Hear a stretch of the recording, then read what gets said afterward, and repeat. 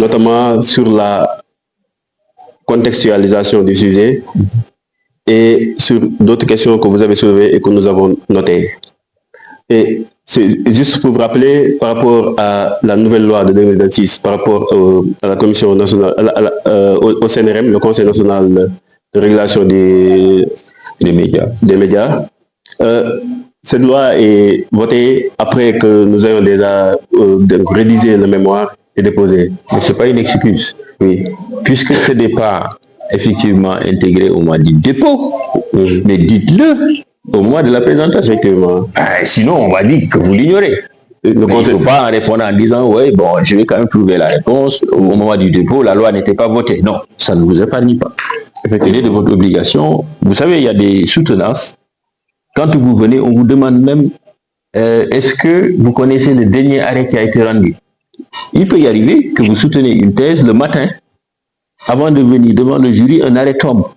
Vous êtes censé ne pas l'ignorer. Effectivement. Merci beaucoup. Par rapport à votre première question sur les limites de la CDP, je pense que nous avons parlé très amplement de la question dans le travail. D'abord, et surtout au regard d'autres institutions chargées de veiller à la protection des données personnelles, d'autres autorités, nous avons vu que la Commission des données à caractère personnel donc, souffre de quelques limites, tant par rapport à son indépendance. Nous l'avons démontré que la Commission de protection des données personnelles, si dans le texte de la loi de 2008, on parle de son indépendance, mais en réalité, après une analyse donc, de cette loi et de son fonctionnement, nous avons vu qu'il y a une relation entre cette Commission de protection des données personnelles et la présidence de la République, une relation très étroite. On peut en relever... Mais attention, oui? Le rattachement institutionnel d'un organe à la présidence de la République ne peut pas justifier son manque d'indépendance. Pourquoi? Parce que le portage institutionnel témoigne de l'engagement du point de vue politique. Mais cela ne remet pas en cause aujourd'hui ce qu'on pourrait appeler l'indépendance du point de vue fonctionnel et administratif. Par exemple, vous avez l'OFNAC, qui est rattaché à la présidence de la République, mais ses membres sont indépendants. L'Assemblée de l'OFNAC est indépendante. Donc attention, ce n'est pas parce qu'il y a une filiation institutionnelle, tout de suite, cela dénote un manque d'indépendance. Bon, juste pour terminer, quel est le budget de la CDP? Le budget est défini par le président. Non, je parle du montant du budget. Vous n'avez pas cherché? Non. Oui, parce que si vous aviez le montant du budget, vous alliez relativiser tout ce que vous disiez. Parce que généralement, c'est des autorités administratives indépendantes, malheureusement, qui n'ont quasiment que des charges.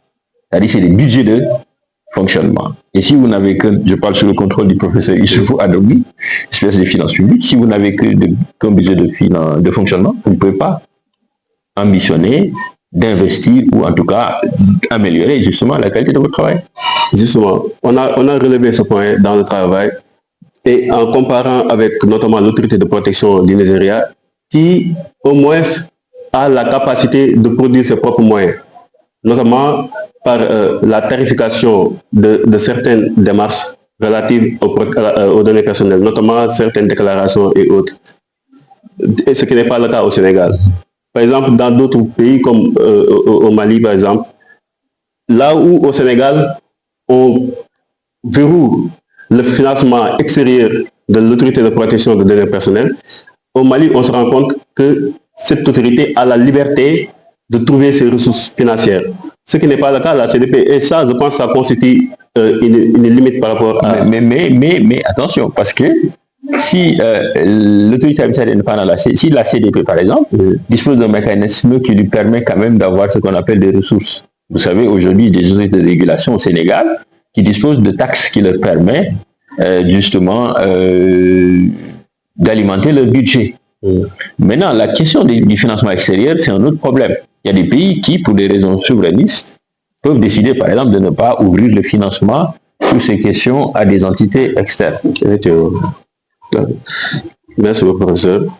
Et par rapport à deuxième question, sur le rapport entre l'IA, l'intelligence artificielle, et la protection des données à caractère personnel. Nous aimerions apporter un élément de réponse par rapport à cela. Je pense que l'intelligence artificielle, comme vous l'avez rappelé, est très peu donc, encadrée, sinon pas du tout, dans la législation sénégalaise. À part une délibération de la CDP qui parle de l'intelligence artificielle, mais on se rend compte que c'est un élément des nouvelles technologies de l'information qui n'est pas très bien saisi pour l'instant. Surtout par rapport à son développement qui n'est pas encore fini.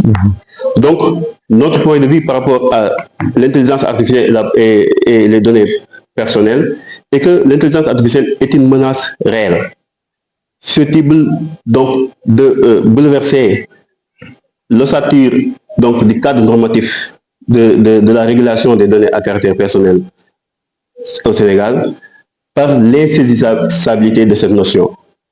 Et pour la suppression des contenus dont vous avez parlé dans les réseaux sociaux, s'il y a un mécanisme qui permet à la Commission de protection des données à caractère personnel de procéder ou de donner instruction à un réseau social de supprimer les données personnelles d'une personne concernée, non, je reformule la question. Je dis tout simplement.